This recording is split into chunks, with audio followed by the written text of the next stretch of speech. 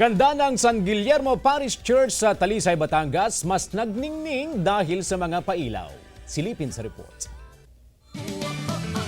Nagningning ang ganda ng San Guillermo Parish sa Talisay, Batangas matapos itong palibutan ng mga LED lights. Ramdam na ramdam ang simoy ng Pasko sa lugar dahil bukod sa Christmas tree na kasabay sa pinailawan, iba't ibang dekorasyong pampasko ang namumutik-tik sa paligid.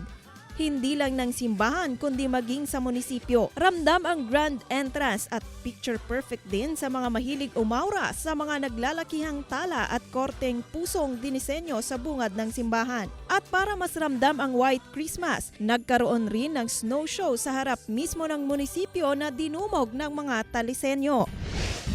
Makulay at kumukuti-kutitap na liwanag naman ang hatid ng mga naggagandang pailaw sa palibot ng Kapitolyo ng Batangas. Hindi rin mawawala syempre ang giant Christmas tree na tinatayang nasa 40 talampakan ang taas. Habang ang mga puno naman nagsisilbing buhay na Christmas tree na nagniningning pagsapit ng dilim dahil maging ang mga ito ay sinabitan rin ng mga makukulay na LED lights.